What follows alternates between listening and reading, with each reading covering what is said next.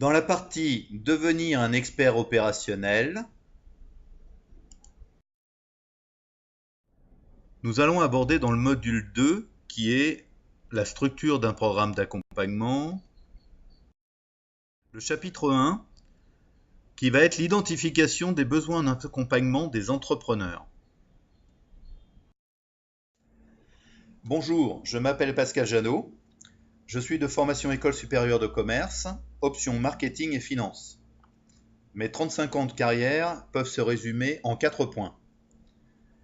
J'ai été responsable des ventes et marketing dans des domaines vente aux professionnels avec des produits plutôt techniques. J'ai été directeur d'entreprise dans le secteur automobile avec une autonomie forte en gestion, en marketing et en vente.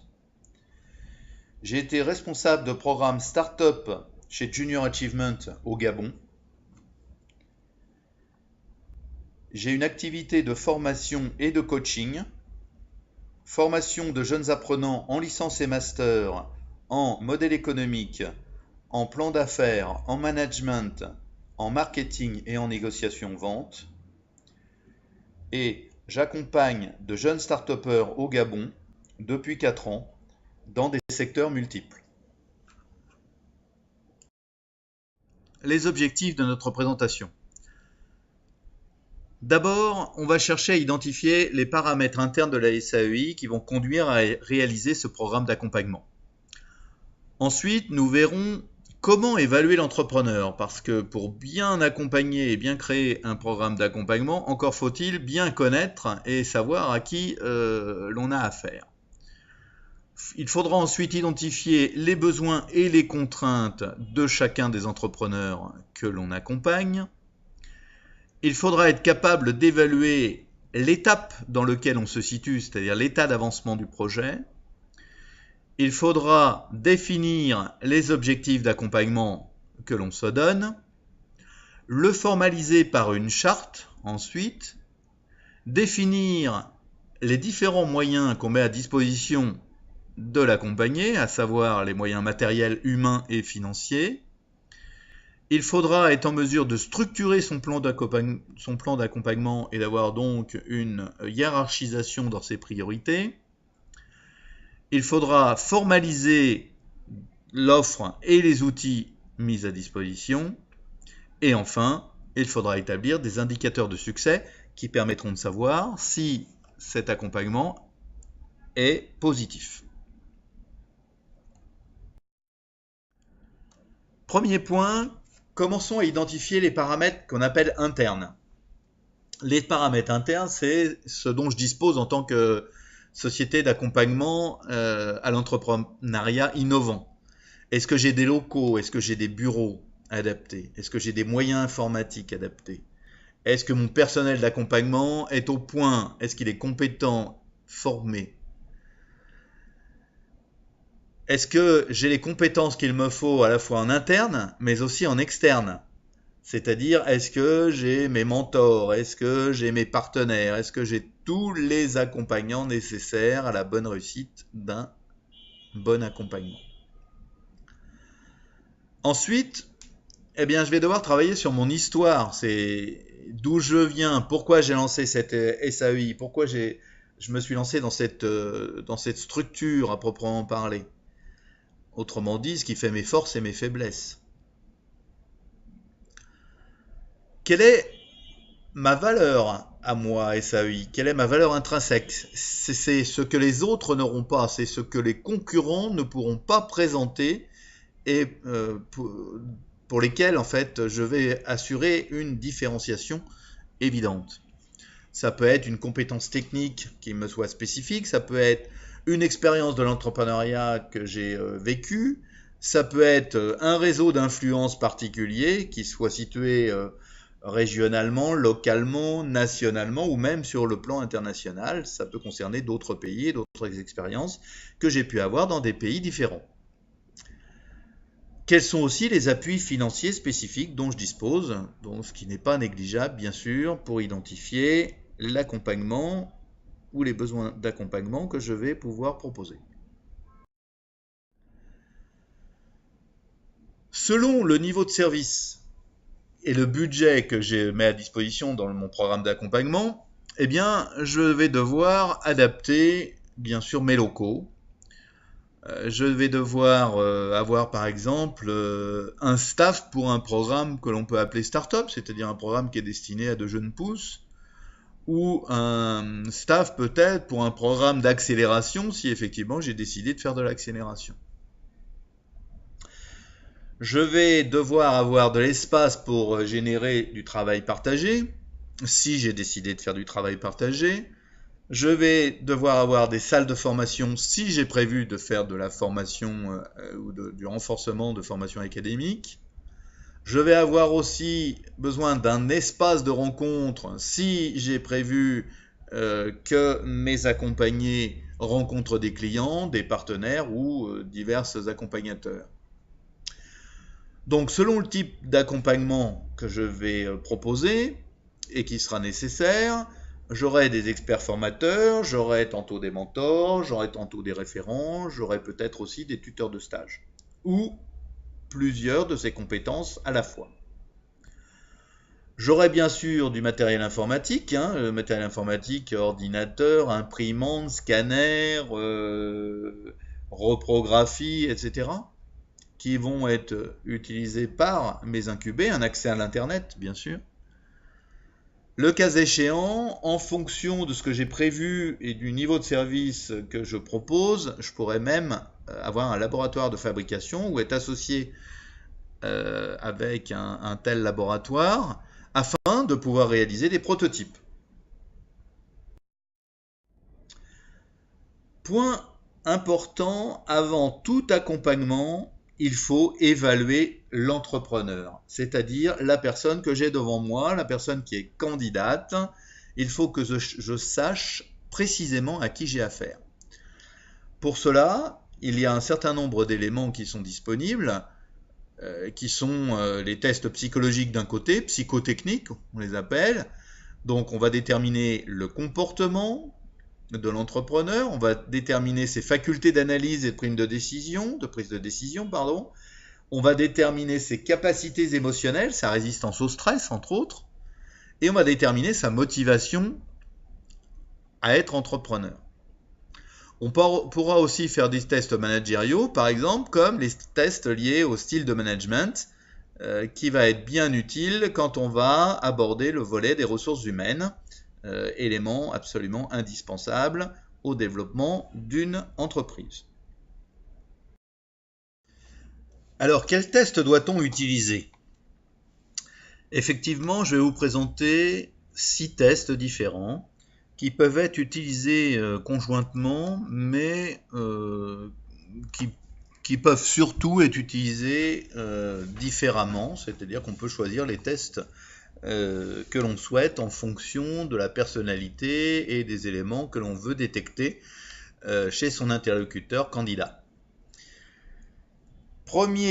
Alors tous ces tests, vous les trouverez bien sûr en annexe, en bibliographie et sont accessibles en ligne, ce qui vous permettra de les faire réaliser assez vite.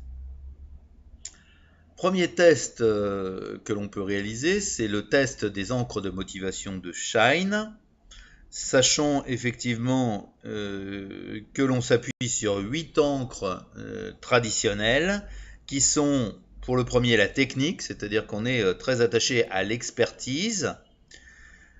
L'encre managériale, on est très attaché et très sensible en fait à franchir les différentes marches d'une organisation. L'encre d'autonomie qui permet de mesurer son besoin en autonomie en indépendance. L'encre de sécurité et de stabilité, effectivement, qui va être très important pour un entrepreneur, dans le sens où si on recherche principalement de la sécurité, il vaut mieux être salarié que entrepreneur individuel et je dirais et seul ou tout au moins sans hiérarchie à laquelle reporter. L'encre ensuite de sécurité et de stabilité, donc là encore un point très important si l'on veut devenir entrepreneur, c'est on cherche une sécurité et des points très ancrés dans ce domaine-là, eh bien, c'est peu propice avec la situation d'entrepreneur. Ensuite, la créativité, très important aussi pour un futur entrepreneur. Puis le dévouement à une cause. Enfin, la recherche de défis purs, donc vraiment ça c'est également à prendre en compte lorsque l'on veut devenir entrepreneur, ce souhait et cette volonté de défi. Et enfin, une encre liée à la qualité de vie. Là encore, chose très importante à identifier lorsque l'on veut devenir un entrepreneur. Deuxième test de motivation, ou deuxième test, qui est le test Massé, qui lui va évaluer les motivations, les aptitudes et les compétences entrepreneuriales du candidat que vous souhaitez accompagner.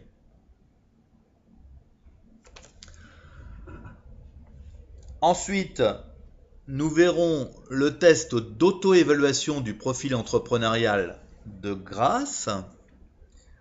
Donc ce test, il a pour effet de déterminer 3 points. Là encore, motivation, aptitude et attitude. Dans les motivations, ce test va rechercher le besoin de réalisation ou de réussite, le besoin de pouvoir ou de contrôle, le besoin de défi ou d'ambition, et la recherche d'autonomie ou de liberté.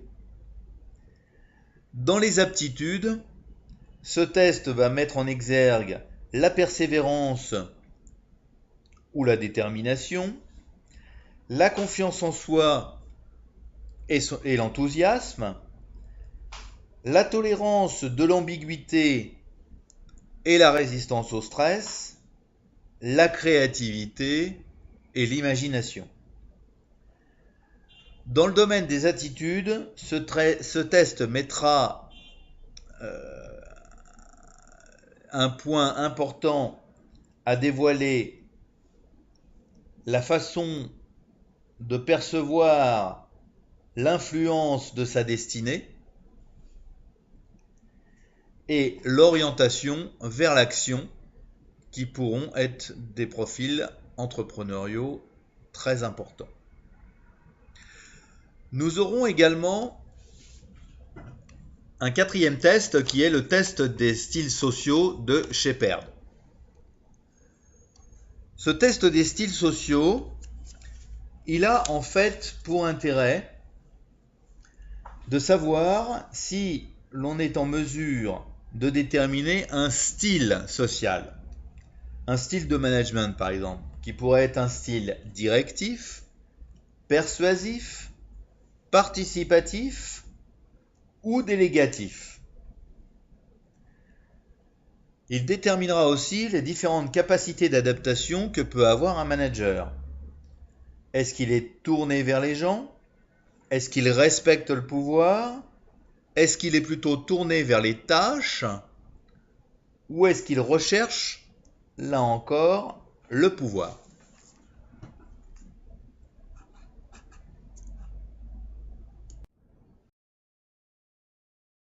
Le quatrième test est le test des préférences mentales de Herman. Ce test, en fait, a mis en exergue que les deux hémisphères du cerveau fonctionnent de manière opposée, mais en fait sont complémentaires. En effet, l'hémisphère gauche permet, avec le cortical gauche, d'avoir des éléments qui sont liés à la pensée, à la logique, à l'analyse des faits. Le limbique gauche, quant à lui, permet de générer des approches planifiées, une organisation des faits et une vision détaillée des sujets. Quant à l'hémisphère droit, eh bien, le limbique droit, lui, permet des réactions viscérales, des réponses sensibles et une approche relationnelle par rapport aux autres. Le cortical droit favorise l'imagination, la visualisation et la conceptualisation. Il est vrai que ce test d'Hermann permet d'analyser et d'évaluer les préférences cérébrales des individus. Enfin, il reste un sixième et dernier test qui est un test complémentaire qui peut être utilisé selon vos souhaits afin de connaître l'état psychologique et surtout la personnalité des individus qui sont candidats à votre accompagnement.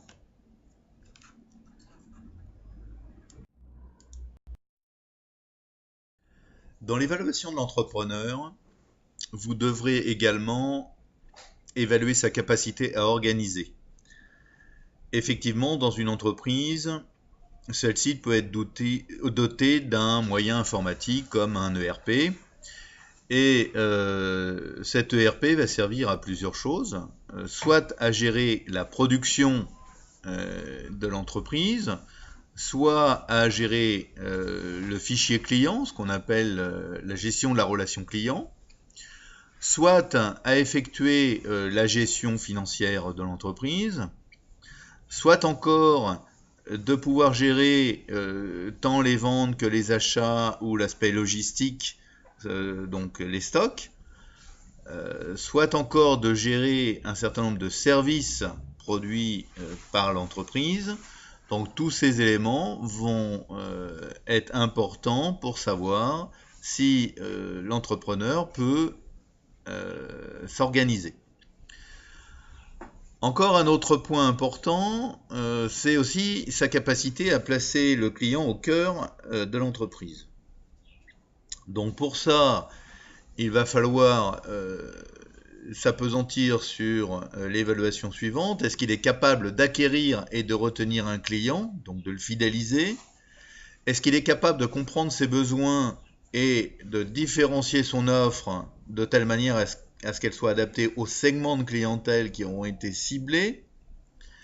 Est-ce qu'il est capable de développer et de personnaliser son offre? Est-ce qu'il est capable encore d'interagir avec pertinence, c'est-à-dire autant sur les clients que sur les prospects, c'est-à-dire capacité à dialoguer avec ses clients, ses prospects, pour bien comprendre l'évolution de leurs attentes.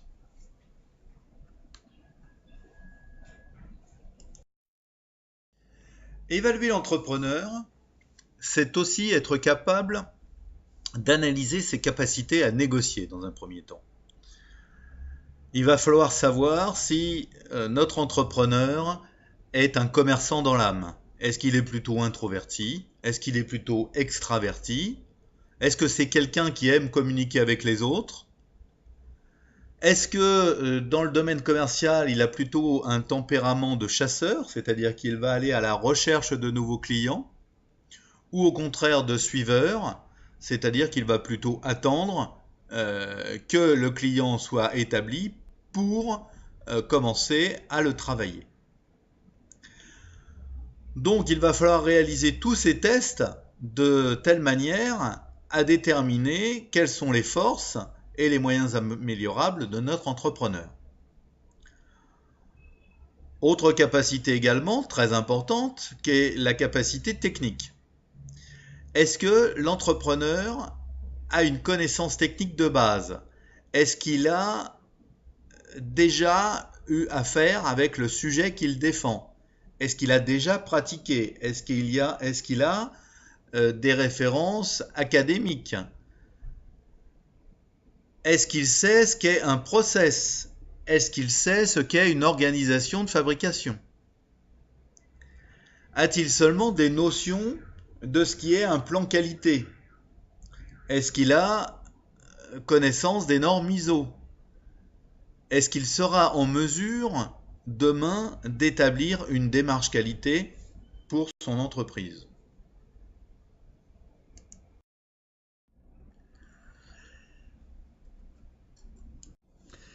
Une fois qu'on a testé l'entrepreneur en tant qu'individu, il va falloir dès lors identifier les besoins et les contraintes qui sont les siennes. Pour cela, deux méthodes. Une méthode qui va être du déclaratif, c'est-à-dire en fait, ça va être de l'interview. On va questionner l'entrepreneur sur ses attentes et sur ses besoins. Eh bien, par exemple, on va lui demander s'il est seul ou s'il travaille avec un groupe de personnes au sein de son projet. On va lui demander de qui provient l'idée. Est-ce que c'est lui, l'actionnaire majoritaire, qui a eu l'idée, ce qui est bien souvent le cas, ou bien est-ce que l'idée est le fruit d'un travail collectif, ou est-ce qu'elle provient d'une personne en particulier qui est associée ou non à l'entreprise? Quel est l'apporteur majoritaire? Est-ce que c'est lui ou est-ce que c'est une autre personne? Donc, c'est important de le savoir d'ores et déjà pour tout ce qui va être accompagnement, puisque on va accompagner prioritairement l'apporteur majoritaire. Qui détient le leadership naturel dans l'équipe, si équipe il y a? Est-ce que c'est l'entrepreneur auquel on a affaire ou est-ce que c'est un de ses collaborateurs proches? Quel est le niveau moyen de formation?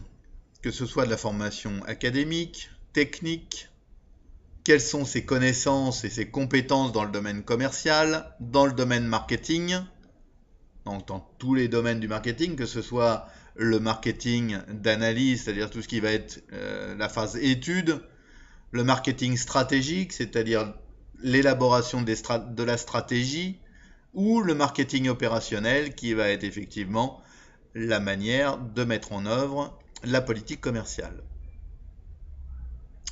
Ses compétences en matière de communication, en matière logistique, en matière de production, en matière d'élaboration et de suivi de process, en matière de compétences juridiques et légales, en matière de compétences financières, comptables, en matière d'organisation,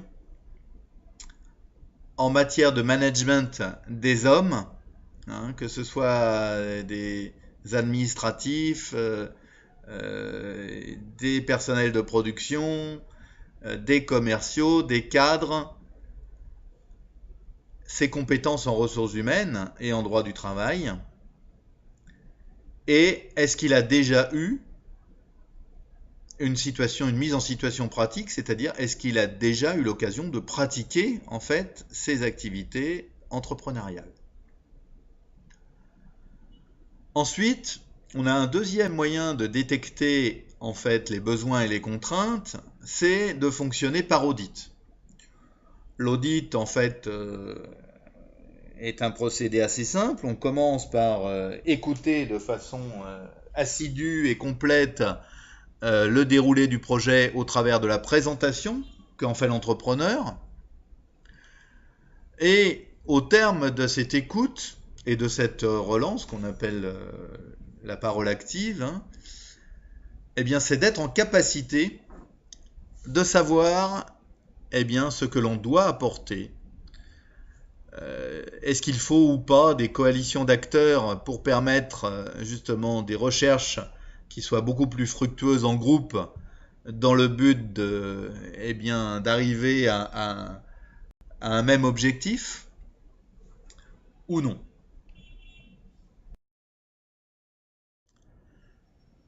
Une fois qu'on a évalué ces éléments, encore y a-t-il une chose à évaluer, c'est où en est le projet. Pour savoir où en est le projet, effectivement, il faut déterminer en fait, est-ce qu'on en est à un état d'avancement dans l'élaboration de la stratégie de l'entreprise, ou est-ce que on a mis au point en fait la stratégie marketing. Donc, on va dérouler en fait un certain nombre d'éléments qui vont nous permettre de savoir où on en est. Est-ce qu'on a compris ce que veut le client? Ça, c'est le premier point. Est-ce qu'on a ou non réalisé une analyse de marché? est-ce qu'on a ou non fait une analyse de la concurrence, de l'environnement, de l'écosystème de notre marché?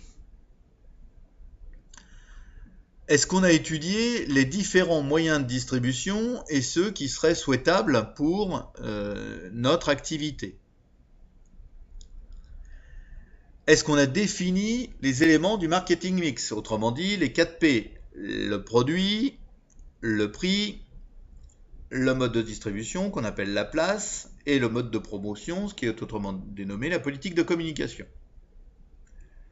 Est-ce qu'on a ou non fait l'analyse financière de ce projet?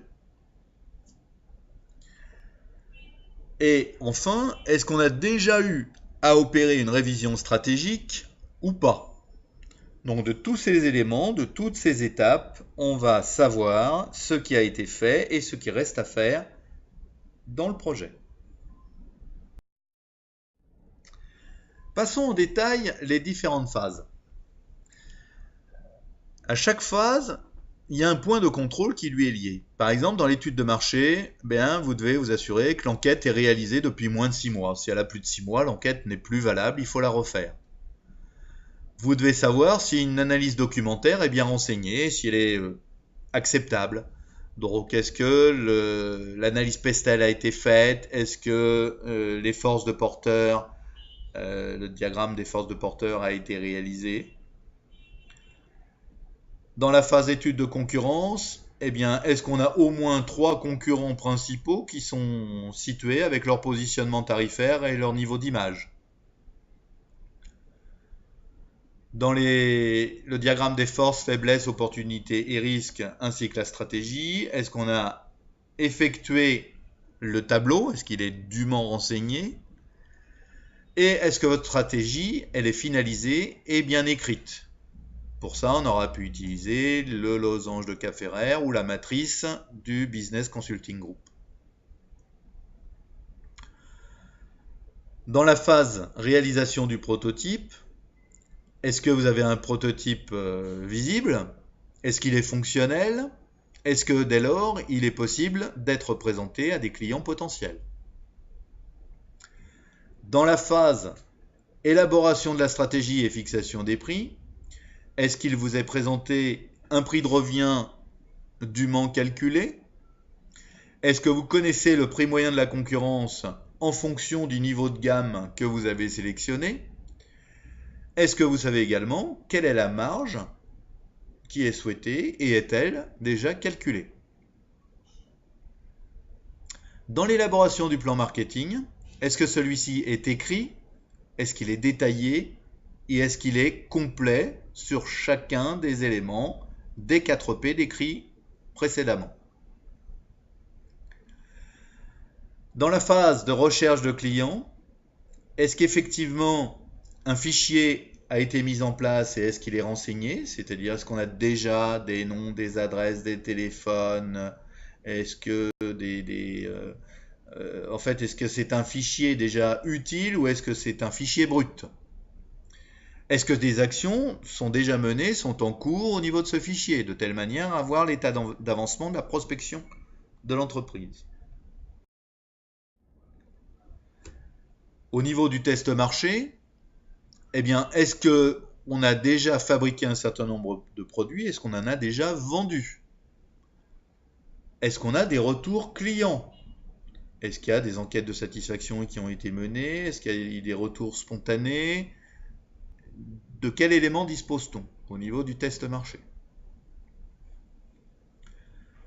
Dans la gestion de la relation client, est-ce qu'on a bien renseigné notre fichier? Est-ce qu'il est dynamique? Est-ce qu'on a déjà établi des relations avec les clients qui nous permettent d'échanger par mail, par téléphone, en envoyant des informations, en envoyant, pourquoi pas, des informations par mail ou des newsletters, par exemple? Est-ce que les conditions de vente sont rédigées et sont mentionnées au dos des factures? Qu'en est-il de la relation partenaire? Est-ce qu'il y a déjà des contrats d'élaborer ou des conventions qui ont été rédiger et signer le cas échéant, ce qui pourrait démontrer en fait d'un véritable démarrage de ces relations avec les partenaires. Sur le plan des ressources humaines, est-ce qu'on a déjà déterminé les besoins avec un organigramme, par exemple, dans l'entreprise? Est-ce qu'on a élaboré des fiches de poste? Est-ce qu'on a créé un règlement intérieur? Est-ce qu'on a déjà engagé un plan de recrutement et, le cas échéant, un plan de formation pour le personnel en place ou en cours de recrutement? Les process, ensuite, ceux-ci sont-ils écrits? Est-ce qu'ils ont été testés en réel? C'est-à-dire, est-ce qu'ils sont fonctionnels? La tenue de la comptabilité, est-ce que la comptabilité est en place? Est-ce que les opérations sont réalisées au jour le jour? Est-ce qu'elle est visible? Est-ce qu'elle est probante? Le contrôle budgétaire, eh bien, est-ce qu'il est en conformité ou en écart avec le budget initial? C'est-à-dire, on a élaboré notre budget sur le projet avec un business plan, par exemple. Et est-ce qu'on est en mesure de suivre ce budget initial au jour le jour avec la réalité budgétaire, tant en matière de fonctionnement qu'en matière d'investissement? Formalisation et ouverture du compte. Est-ce que la fiche circuit est validée et on a effectivement créé l'entreprise avec un numéro officiel déclaré aux impôts? Et est-ce qu'il existe bien un relevé d'identité bancaire qui va démontrer de l'existence d'un compte bancaire approvisionné?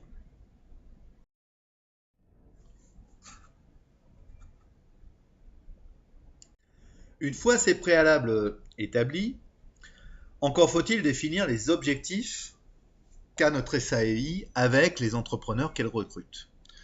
Donc, jusqu'où je vais avec mon entrepreneur, à quel terme je m'arrête et avec quels accompagnants pour justement concevoir un programme d'accompagnement le plus efficace possible. Quels sont mes objectifs et quelles réponses je peux apporter? Donc sur chacun de ces thèmes-là, jusqu'où je dois aller? Effectivement, j'ai deux cas. Mon entreprise est soit naissante, donc je peux aller par exemple jusqu'à la phase de production en série, ou je peux aller jusqu'à la phase de fonctionnement en grandeur nature, en passant par une phase qui va être la phase test du marché.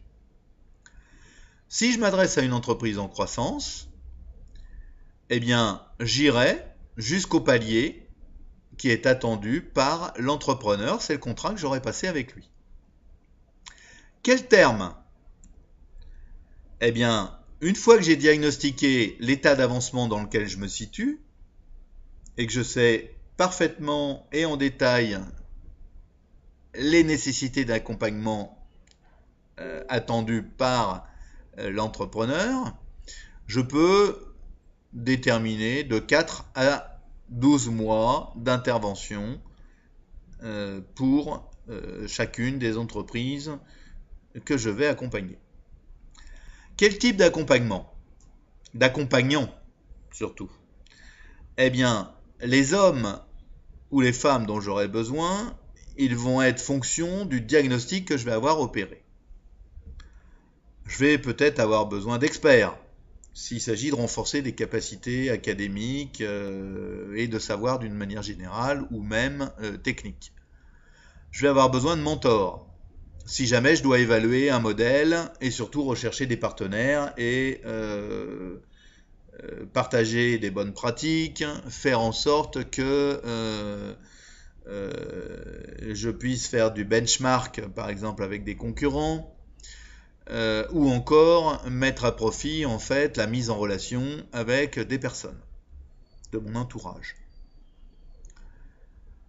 Je peux avoir besoin de tuteurs de stage.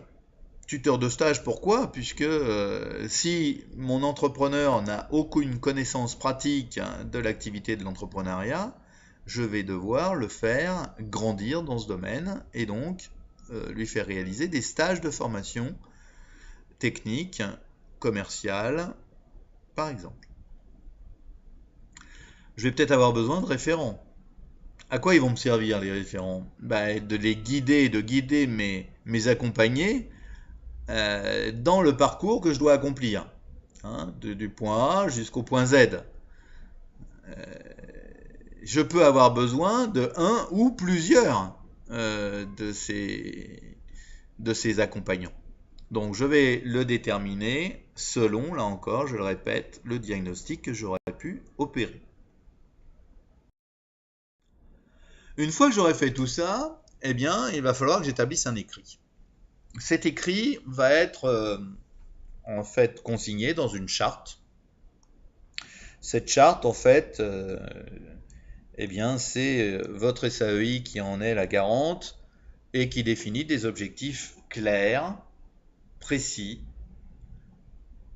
de l'engagement qu'elle doit avoir avec la personne qu'elle décide d'accompagner. Engagement de quelle nature? Eh bien, ci-dessous, vous allez voir qu'il peut y avoir 10 natures différentes dans les engagements de votre SAEI. Le premier, bien sûr, est un engagement de durée. On l'a vu, il peut aller de 4 mois à 1 an selon l'état d'avancement, selon l'entrepreneur.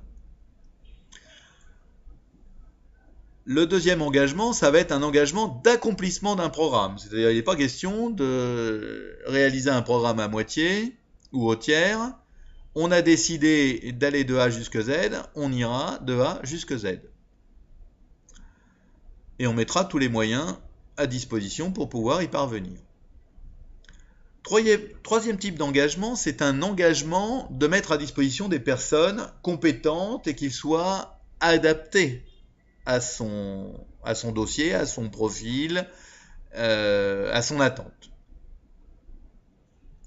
Le quatrième engagement va être un engagement en fait qui lie toutes les personnes au projet, c'est l'engagement de la confidentialité. Pour qu'il y ait confiance de l'entrepreneur dans la SAEI, il faut qu'il y ait impérativement confidentialité de l'intégralité des membres qui agissent au nom de la SAEI, qu'ils soient des membres internes ou des membres externes.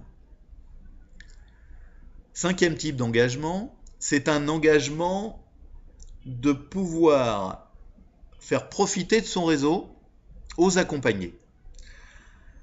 Donc c'est la mise en relation, bien évidemment.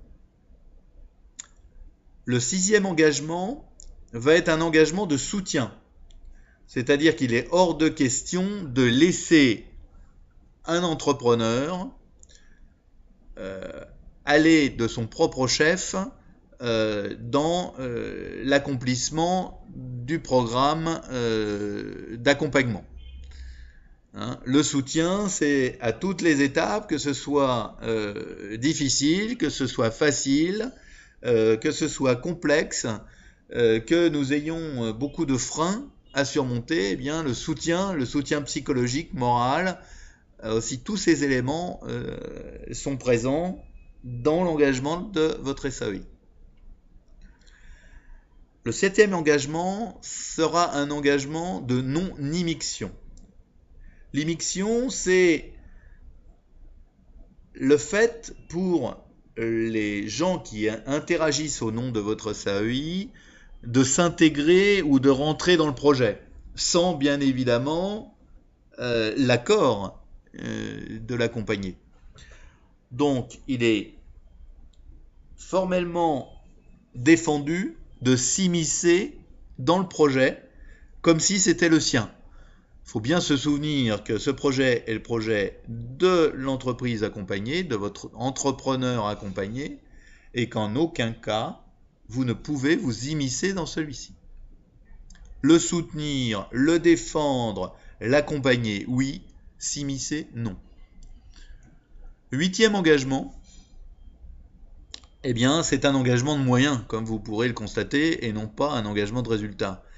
Hein, vous faites en sorte que toutes les actions, tout le programme, tout le déploiement de moyens que vous mettez à disposition aboutissent au résultat attendu pour l'entrepreneur. Donc, vous mettez tout en œuvre pour. vous n'avez pas forcément un engagement de résultat dans le sens où vous n'êtes pas justement actionnaire de l'entreprise et vous avez interdiction de vous immiscer dans ce projet-là. Le 9e engagement est un engagement d'information. Information qui va être descendante, bien évidemment, de telle manière à permettre à la personne accompagnée d'être très au fait et en temps réel de tout ce qui va se produire durant son accompagnement. Et le 10e engagement sera un engagement de mise en relation entre jeunes pousses, c'est-à-dire que là, on n'est plus dans l'ouverture du réseau, on est dans le coworking, on est dans le partage d'idées, on est dans les best practices, de telle manière à ce que des jeunes pousses puissent, par exemple, bénéficier du réseau d'alumni, puissent bénéficier de la connaissance et de la compétence d'autres jeunes pousses qui sont en accompagnement en même temps qu'elles. Donc tous ces éléments-là vont faire l'objet d'une charte écrite. Voyons en détail quels peuvent être les droits et les devoirs d'un incubé, d'une personne accompagnée. Quels sont ces droits ? Eh bien, c'est que la SAEI respecte le timing qui est prévu pour cette entreprise. C'est encore de bénéficier en totalité et en détail du programme d'accompagnement tel qu'il a été prévu et initié pour lui. C'est effectivement et concrètement de disposer des moyens matériels qui sont attendus pour répondre justement à ses besoins. C'est de bénéficier du carnet d'adresse de la SAEI dans la mesure où il lui est profitable et nécessaire. C'est encore de bénéficier de la caution de la SAEI. Il est clair qu'en tant que jeune pousse, le jeune entrepreneur sera beaucoup plus crédible si la SAEI cautionne ses actions, sa démarche et son projet d'une manière générale. Ce sera aussi le droit de pouvoir échanger de bonnes pratiques avec d'autres incubés. Donc cette mise en relation, c'est un droit pour l'incubé. Ce sera encore d'avoir la possibilité de conserver une indépendance d'opinion et de décision dans son projet. C'est-à-dire que si effectivement, à un moment donné, avec les accompagnants, l'entreprise accompagnée n'est pas en accord avec la stratégie qui est la sienne, eh bien, il a la possibilité de conserver son indépendance. Enfin, ce sera de pouvoir engager les dépenses qu'il aura validées, c'est-à-dire qu'il est hors de question qu'une dépense ne soit validée que par un accompagnant et qu'en aucun cas l'entreprise accompagnée n'ait donné son accord.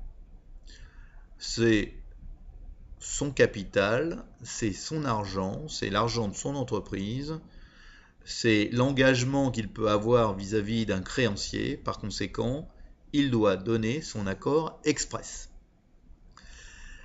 Quels sont les devoirs en relation que peut avoir un incubé ? Eh bien, ces devoirs, ils sont de plusieurs catégories. Le premier est de participer complètement au programme tel qu'il l'a validé.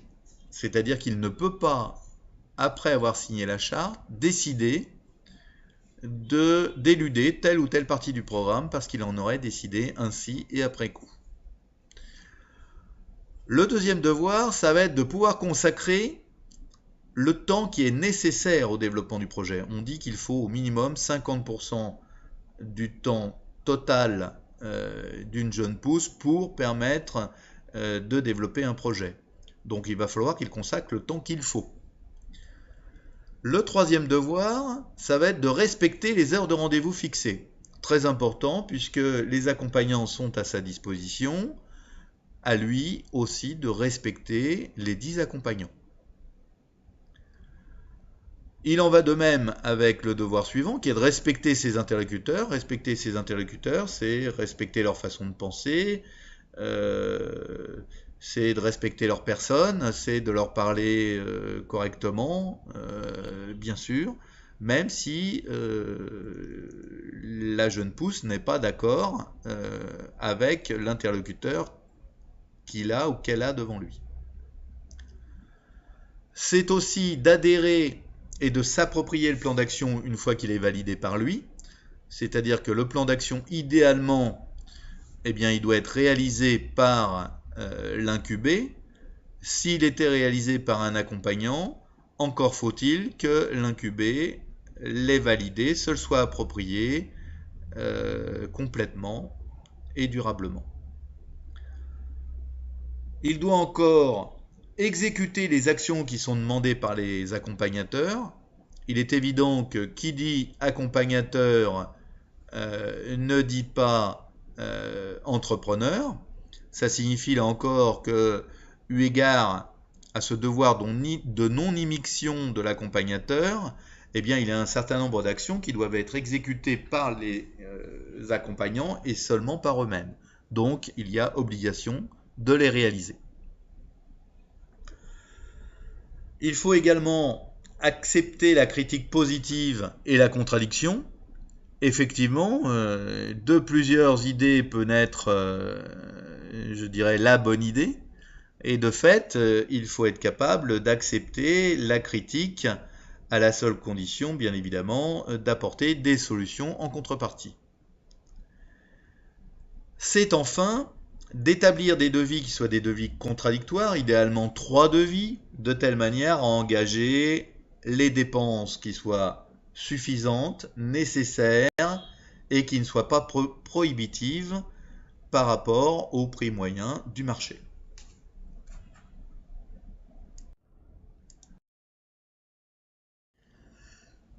Après avoir défini les objectifs et rédigé la charte, encore faut-il définir les moyens que nous allons mettre à la disposition de nos accompagnés.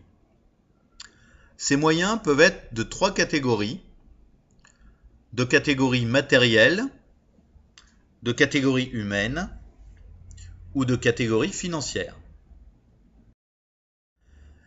Prenons d'abord en considération les moyens matériels. Eh bien, les moyens matériels, c'est d'abord l'espace disponible, on l'a dit tout à l'heure, les salles de formation, les salles de travail en temps partagé, les salles de rencontre avec les référents ou les différents partenaires, mentors, clients, sponsors, etc.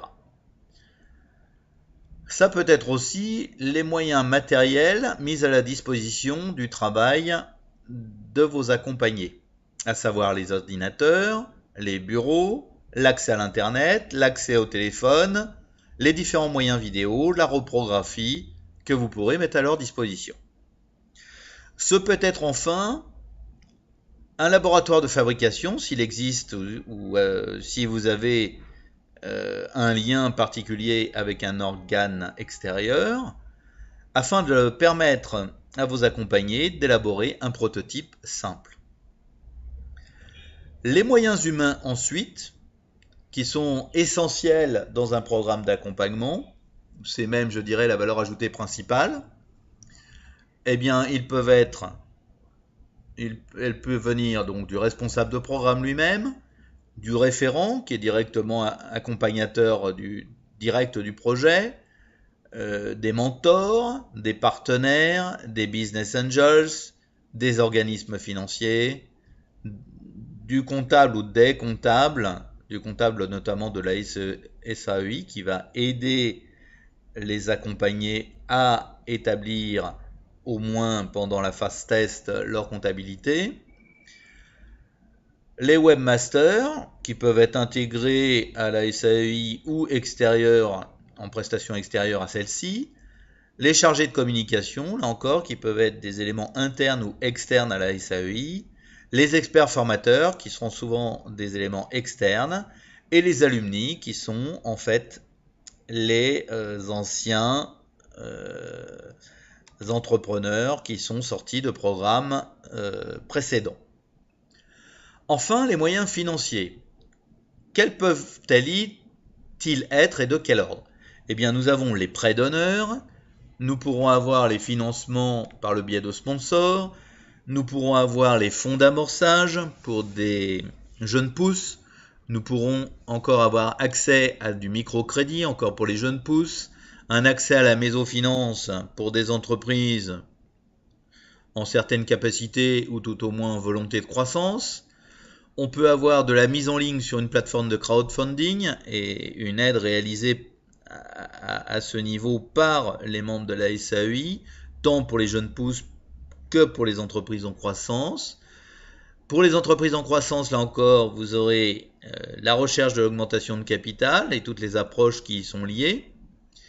Pour les jeunes pousses, vous aurez l'ouverture d'un compte bancaire, voire les gestions de cagnottes, tant pour les jeunes pousses que pour les entrepreneurs en croissance.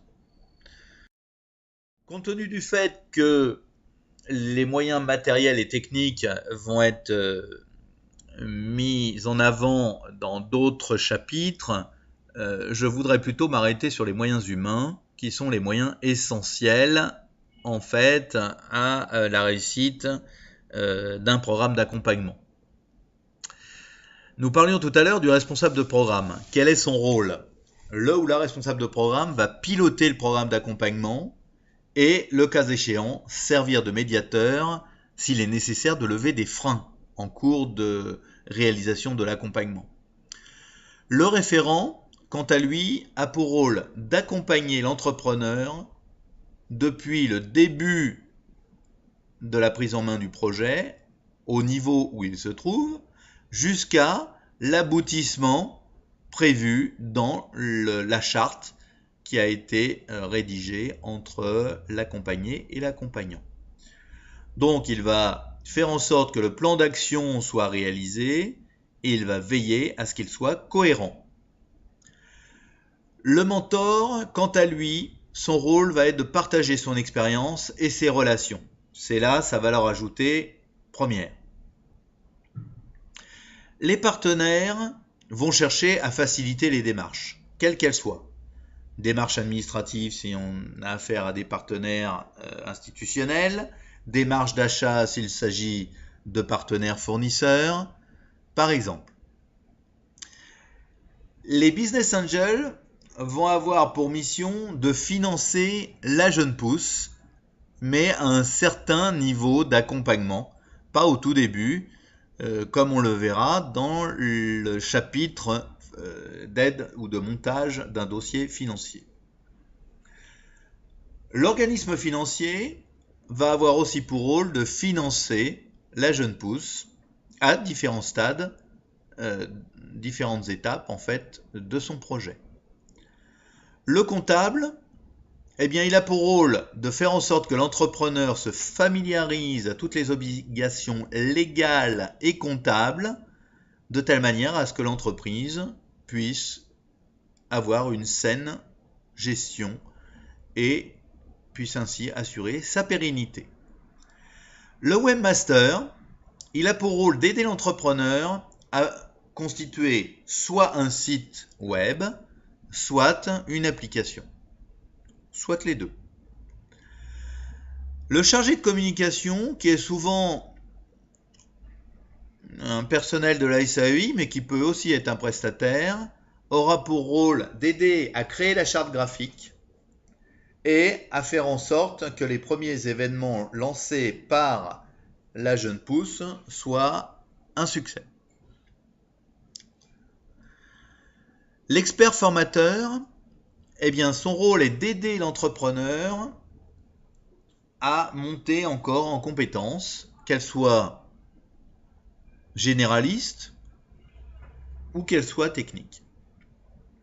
Enfin, l'alumni, qui est bien souvent un ancien entrepreneur qui a fait l'objet d'une formation au sein de la SAEI, son rôle va être de partager les bonnes pratiques, de conseiller, voire de benchmarker dans un domaine d'activité qui est celui de la jeune pousse. Huitième point, il va falloir que l'on structure son programme d'accompagnement ensuite. C'est-à-dire, on va rédiger ce que l'on appelle un plan d'action. Un plan d'action, eh bien, il est jalonné par un certain nombre d'étapes. Et dans chacune de ces étapes, il y a un certain nombre d'actions à réaliser. Donc là, on adoptera souvent la méthode du QQO-QCP, donc qui, quoi, quand, pourquoi, où, comment, de telle manière à savoir où nous en sommes dans le projet, à quelle étape, quelle est l'action en particulier, quelles sont les ressources à mobiliser, hein. Est-ce qu'il va s'agir de ressources financières? Est-ce qu'il va s'agir d'expertise? Est-ce qu'il va s'agir d'aspects plutôt juridiques ou comptables? Il va savoir qui le fait, c'est-à-dire qu'en fait, on va devoir déterminer s'il y a une coalition d'acteurs, la responsabilité des uns et des autres. On va déterminer un temps nécessaire, c'est-à-dire en fait une durée qui va permettre d'établir dans le temps un cadencement des différentes actions pour arriver à ce que le projet soit finalisé au terme du délai qu'on s'est assigné. Et le cas échéant, donc on mettra cette notion de combien, c'est-à-dire qu'on mettra un montant à imputer si bien évidemment on a une cagnotte où on a des éléments bien précis avec un budget chiffré qu'il faut dépenser à certaines étapes de l'accompagnement.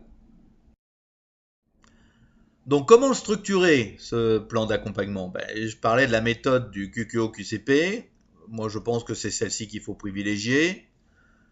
Chaque projet fait l'objet d'un diagnostic, donc on sait bien ce que l'on a à faire, on connaît les différentes étapes, on sait comment ces étapes doivent être effectuées, avec donc à l'intérieur de celles-ci des actions qui sont pertinentes, qui sont appropriées, qui sont concrètes, et on détermine un ordre de priorité convenu entre justement l'accompagné et l'accompagnant. Comme dans tout plan d'action, on va déterminer des moyens, bien sûr. Ces moyens, ils peuvent être de trois natures. On l'avait déjà évoqué plus haut. La nature humaine, donc quels sont les moyens humains qu'on met autour de l'action ou de l'étape, quels sont les moyens techniques et quels sont les moyens financiers. Si au cours du plan d'accompagnement ou du plan d'action, il y a un certain blocage, eh bien, le responsable de programme de votre SAEI, ainsi que l'accompagnant principal, qui est souvent le référent, vont devoir trouver des solutions en accord avec l'entrepreneur pour franchir les obstacles qui ont été déterminés. Dans un plan d'action, je le disais à l'instant, il faut des priorités.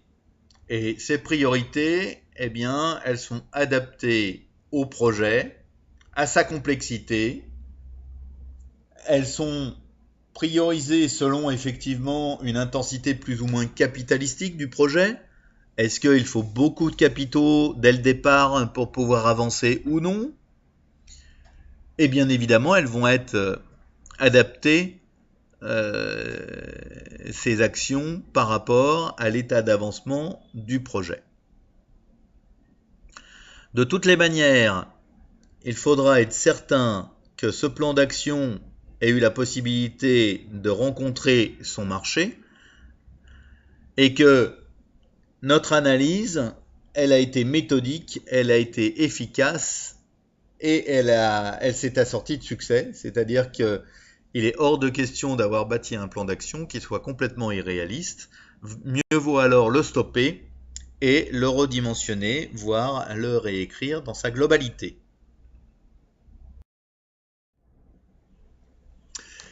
Structurer son plan d'accompagnement, c'est aussi dimensionner son projet.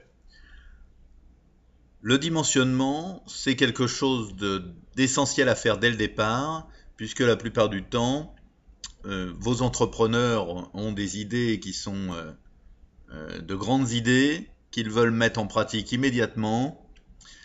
Et le but de tout accompagnement, c'est d'essayer de modérer ces ardeurs.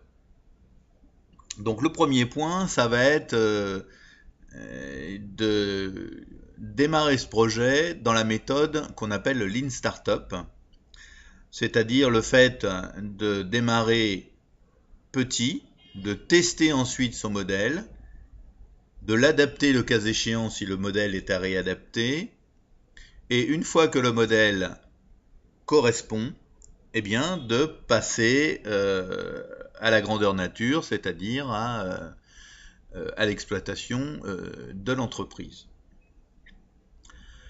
Donc comment est-ce qu'on fait ça? Eh bien, les différents points, d'abord, c'est de travailler selon la méthode du modèle économique du modèle Canvas, les 9 briques du Canvas. Donc on va devoir s'attacher d'abord à l'offre. Qu'est-ce qui génère la création de valeur? Et la priorité, ça va être d'éviter toute multiplicité d'offres, c'est-à-dire un seul produit, un seul service lancé à la fois et non pas toute une multitude d'offres présentées aux clients ou aux différents segments de clients. Ça va être de travailler sur les revenus. Quels sont les revenus que j'attends de justement mon offre, de ma proposition de valeur, et qui va m'assurer la réussite et la pérennité de mon modèle. C'est aussi dans les revenus de s'assurer que la part de marché qu'on acquiert est bien celle qu'on avait imaginée dans ses prévisions. Ensuite, bien sûr, si on parle de revenus, il faut avoir préalablement établi ses coûts. C'est-à-dire s'assurer que les dépenses, elles sont proportionnelles, en fait, à la proposition de valeur que vous décidez de lancer. Il faudra s'assurer aussi que ces coûts, ils soient bien négociés. C'est-à-dire qu'on ait pu obtenir les meilleurs tarifs en rapport à la qualité que l'on attend. Il faudra travailler également sur les moyens qui sont nécessaires, de telle manière à les prioriser, là encore, les adapter au volume que l'on a prévu, les adapter à ce schéma de Lean Startup que l'on doit lancer. Donc ce seront ces 4 points, bien sûr, qui devront être pris en compte en priorité, mais bien sûr, il ne faudra pas éluder les 5 autres briques, à savoir les partenaires clés. Les partenaires clés dès le démarrage, ce sont les fournisseurs, ce sont les gens avec qui vous allez travailler, ce sont les gens qui vont permettre de promouvoir votre entreprise. Eh bien, il faut surtout, bien évidemment, leur accorder une place de choix. L'activité principale va rester la même, même si l'offre elle est dimensionnée au démarrage du projet, on gardera son activité principale telle qu'on l'avait imaginée dans sa stratégie, bien évidemment. Tout l'aspect relation client,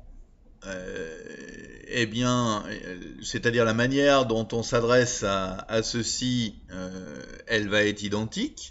Alors, elle sera fonction bien sûr des clients que l'on aura sélectionnés. Est-ce que d'abord on commence une activité qui est une activité de business to consumer, c'est-à-dire on s'adresse directement à des particuliers, ce qui est un peu plus simple peut-être pour démarrer que de s'adresser aussi à des professionnels, pour des raisons de trésorerie, pour des raisons d'organisation, pour des raisons logistiques notamment.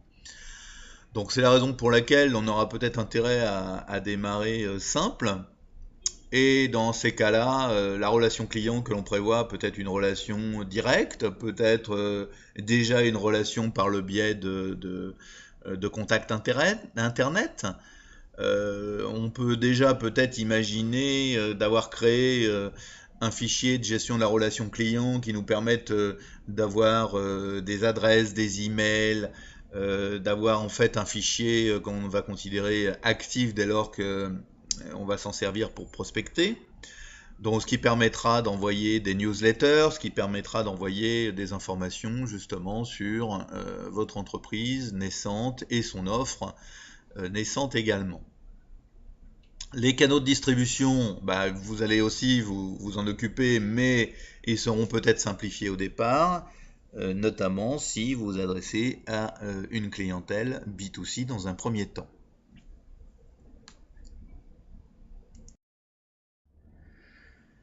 Structurer son plan d'accompagnement, c'est procéder par étapes. Donc effectivement, sur ce schéma, vous allez pouvoir déterminer d'abord les bases macroéconomiques, environnementales et entrepreneuriales, de telle manière à vous permettre d'aller sur le marché. La plupart du temps, vous êtes soit dans une situation semi-formelle ou informelle à ce moment-là, c'est-à-dire que dès que vous avez parcouru cette étape, eh bien, vous allez pouvoir bâtir votre plan d'action, puis enfin votre modèle économique sur la base d'une étude de marché concrète, sur la base de la construction d'un modèle Canvas et sur la base d'un test produit. Soit dit en passant, un prototype. Ensuite, vous allez déterminer un certain nombre de données chiffrées qui vont vous permettre d'asseoir les éléments que vous avez développés. Puis vous construirez votre plan marketing et au terme de cette première étape, on pourra dire que vous allez réaliser ou avez réalisé votre test de marché. À ce moment-là, une fois que toutes ces étapes sont accomplies, vous pourrez, dans le plan d'accompagnement, avoir réalisé ce qu'on appelle un plan d'affaires d'intention ou la budgétisation en fait de vos activités. Puis, on va arriver vers l'évolution ou la phase grandeur nature du développement du projet. Donc là, eh bien, on est en démarrage réel de l'activité. Donc c'est souvent là qu'il va falloir lever des fonds d'amorçage pour permettre effectivement de développer cette activité, notamment une activité de production et de vente. Une fois qu'on aura démarré réellement son activité et qu'on aura pu déjà tester auprès d'un certain nombre de clients eh bien, le fonctionnement de celle-ci, on va effectuer des contrôles et le cas échéant des corrections pour s'acheminer ensuite vers une croissance dite mesurée qui aboutira pour nous à la rédaction d'un plan d'affaires d'action permettant là encore de lever les fonds nécessaires à la croissance. À cette situation-là, à ce moment-là, nous serons dans une situation dite formalisée, c'est-à-dire que nous pourrons considérer que la société est lancée et que nous sommes en phase dite de croissance. Une fois qu'on a fait tout ça, eh bien encore faut-il la formaliser, son offre d'accompagnement. La formaliser, elle peut être différente selon qu'on se situe en couveuse ou selon qu'on se situe en accélération. Alors, on a parlé effectivement d'une charte, donc ça peut se formaliser, si vous voulez, sous la forme d'un protocole de service qui est signé entre votre SAEI et le jeune entrepreneur à accompagner. Donc, il va y avoir les éléments de la charte dont on a parlé précédemment, avec les engagements de chaque partie. D'un côté, l'accompagnant, de l'autre côté, les engagements que prend l'incubé. Elle se formalisera également par des clauses de confidentialité qui vont régir les relations entre chacune des parties. Ensuite, nous allons élaborer un calendrier précis de toutes les étapes qui vont devoir être réalisées soit individuellement par la jeune pousse lui-même ou par l'entrepreneur, ou encore collectivement avec, je dirais, les différents protagonistes au projet, et avec, voire sans, les collaborateurs, c'est-à-dire en fait les futurs salariés, s'ils existent, de l'entreprise naissante. En quatrième point, le protocole va présenter les différents plannings, et notamment le premier, le planning d'intervention du référent. Le référent va intervenir un certain nombre d'heures tout au long du jalonnement du projet. Il va intervenir dans l'accompagnement, il va intervenir dans l'accompagnement dans le cadre de la SAEI, dans le cadre de l'expertise, dans le cas de la présence des mentors, dans le cas de la présence terrain, puisqu'effectivement le référent aura un rôle opérationnel non négligeable. Puis nous allons prévoir dans les plannings le planning des ateliers. Donc il va falloir définir les experts formateurs et la liste des différents ateliers qui vont être nécessaires à la montée en compétences de nos jeunes entrepreneurs. Puis nous aborderons le planning d'intervention des mentors, selon les besoins, là encore, selon les attentes des entrepreneurs. Puis nous déterminerons le planning des différentes rencontres qu'on peut avoir avec des partenaires comme les fournisseurs, les tuteurs de stage notamment, mais ça pourrait être effectivement des institutionnels à différents niveaux ou étapes du projet. Et on déterminera enfin le dernier planning qui sera celui des présentations. Parce qu'effectivement, on va faire des points à date et il y aura notamment des présentations qui seront formalisées, qui feront l'objet à la fois de présentations écrites et orales, et notamment pour ce que l'on appelle les Demo Days, autrement nommés les demandes de levée de fonds.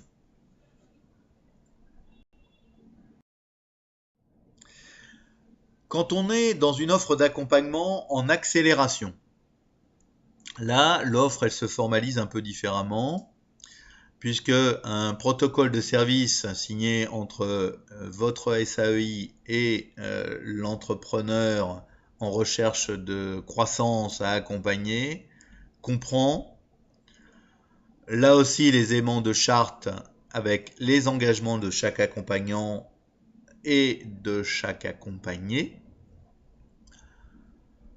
toujours les clauses de confidentialité qui vont régir les relations entre chacune des parties,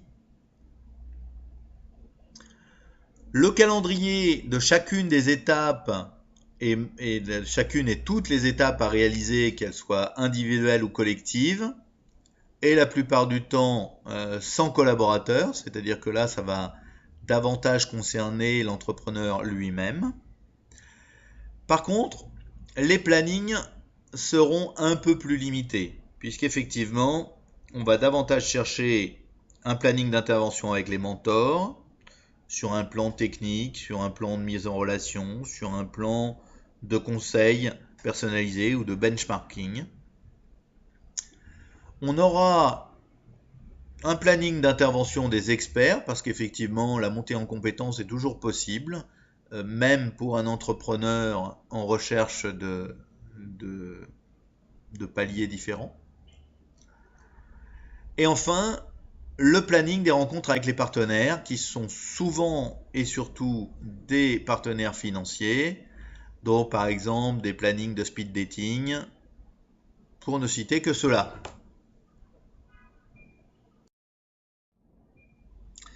Comment faut-il personnaliser, en fait, formaliser cette offre qui va être personnalisée par personne accompagnée? Eh bien, qu'on soit dans une phase d'incubation ou d'accélération ou de pré-incubation même, eh bien, quelle que soit la palette de services que vous mettez à disposition, vous allez toujours devoir avoir un mix à présenter qui sera la résultante du besoin de l'entrepreneur que vous allez accompagner. Jamais vous n'allez déployer la totalité de votre offre. Ce sera très rare. La plupart du temps, quand vous formalisez, eh bien, vous avez un guide qui est constitué d'un certain nombre de tiroirs. Des tiroirs que la jeune pousse ou l'entrepreneur vont ouvrir ou non et qui vont lui permettre de faire progresser son projet.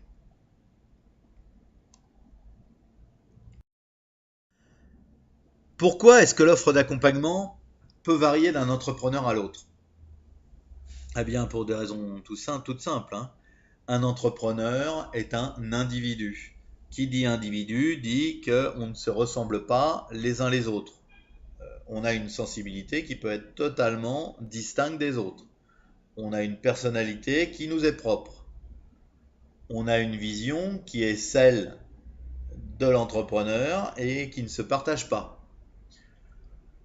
On a une approche qui est unique puisqu'elle appartient en fait à son détenteur, c'est-à-dire au porteur de projet.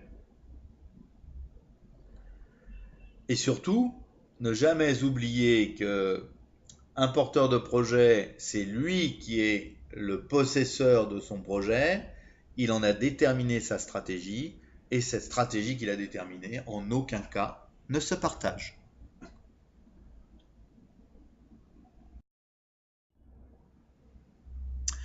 Une fois qu'on a fait tout ça, eh bien c'est très bien de faire une offre d'accompagnement et d'avoir pu identifier tous les besoins des entrepreneurs. Encore faut-il être en mesure d'évaluer cette offre d'accompagnement. Est-ce qu'elle répond aux besoins de mes interlocuteurs? Est-ce qu'elle est performante? Est-ce qu'elle a de l'avenir? Et est-ce qu'elle est conforme à ce qu'attendaient nos candidats?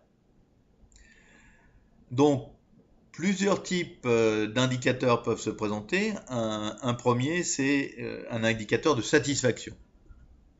Comment peut-on mesurer le niveau de satisfaction d'un incubé? Eh bien, bien souvent, ça va se mesurer à la quantité et à la qualité des ateliers auxquels il va participer. Ça va souvent se traduire aussi par sa satisfaction sur la qualité des intervenants qu'il aura pu rencontrer, quel que soit leur niveau, que ce soit les référents, les mentors, les experts, les alumni, les partenaires. Ce sera également souvent lié à la satisfaction qu'il aura émis sur la pertinence des conseils qu'il aura pu se voir prodiguer. Et ça va être un niveau de satisfaction quant à la méthode qui va être employée. Est-ce que cette méthode est à sa portée? Est-ce qu'elle a été facile à intégrer? Est-ce qu'elle a été facile à comprendre? Et est-ce que cette méthode lui a permis de progresser? Ensuite, vont venir se présenter d'autres indicateurs qui sont purement des indicateurs de présence. Le niveau de présence de nos entrepreneurs dans notre SAEI est un élément important, un élément de mesure, un indicateur qui nous en dit long sur le programme d'accompagnement. Donc évaluer le présentéisme et son implication de notre incubé, eh bien voilà un petit peu l'enjeu. Donc quel type de présentéisme? La première des choses, ça va être vis-à-vis de son référent, c'est-à-dire est-ce qu'il va être présent aux séances d'accompagnement opérationnel quand on va sur le terrain, quand on doit en fait avancer sur son plan d'action et qu'on a eu un certain nombre de tâches à remplir. On va évaluer aussi son niveau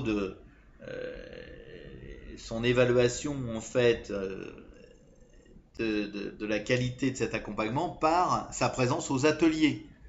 Hein. Les différents ateliers qu'on va lui présenter sont ou non de nature à l'intéresser et à correspondre vraiment à ses attentes. On va aussi évaluer son présentéisme dans les rencontres qu'il doit faire avec les partenaires. il est clair que si un partenaire apporte un point positif à l'entrepreneur, il a tout intérêt à participer à ces rencontres multiples et variées. Ça va être aussi d'évaluer sa présence aux séances de travail en commun. Donc les séances de travail en commun, c'est effectivement le partage qu'il va pouvoir faire avec d'autres incubés, avec d'autres jeunes pousses, de telle manière à pouvoir faire là encore avancer son projet. Ensuite, ça va être aussi son présentéisme dans les différentes rencontres qu'il peut y avoir avec les mentors. Est-ce que les mentors apportent quelque chose à son projet et à sa connaissance en fait de l'environnement ou pas? Ça va être aussi la présence dans la réalisation du stage de l'entreprise, en entreprise. C'est sûr que si il y a un stage qui a été organisé pour le compte de l'entrepreneur et que ce stage n'apporte rien à cet entrepreneur, eh bien, il aura tendance peut-être à raccourcir sa durée de stage. Par contre, si effectivement ce stage, sur un plan technique notamment, peut lui être d'un apport certain, on peut être sûr que 3 mois de réalisation de stage eh bien, sont une période moyenne dans laquelle l'entrepreneur pourra, là encore, progresser. Dernier indicateur de présence, eh bien, celui dans les laboratoires de fabrication pour pouvoir participer à la finalisation de son prototype, si bien sûr ces laboratoires sont mis à sa disposition le cas échéant. Il y a 2 autres types d'indicateurs qui vont permettre de mesurer le succès d'un accompagnement d'une jeune pousse. Le premier, c'est l'indicateur d'avancement. Il est vrai que plus un projet avance dans les délais qui sont impartis et qui sont prévus au départ, eh bien, moins il y a eu de freins, moins il y a eu de blocage, ce qui signifie que tout a été mis en œuvre pour permettre de lever ces freins et de faire en sorte que le projet soit correctement réalisé. Donc l'indicateur d'avancement est un élément non négligeable. Suit encore un autre indicateur qui est l'indicateur de résultat. Alors l'indicateur de résultat, il est beaucoup moins en fait significatif sur un plan quantitatif prévisionnel, donc on va moins en fait s'appesantir sur les volumes, sur les chiffres d'affaires, que sur les bases du fondement du projet. C'est-à-dire, est-ce que le projet est bien bâti? Est-ce qu'il est monté correctement? Est-ce que le plan qualitatif qu'on a mis en œuvre en fait est fait pour durer? Et effectivement, ces bases solides vont nous permettre de réaliser nos objectifs quantitatifs futurs. Et quand bien même, eh bien, à court terme, les aspects quantitatifs prévisionnels n'auraient pas été totalement remplis, eh bien, au moins, nous aurons des bases solides qui nous permettront de progresser dans l'avenir de ce projet. Quels sont les défis qu'il nous faut relever et nos facteurs clés de succès dans en fait l'identification des besoins d'accompagnement de nos entrepreneurs?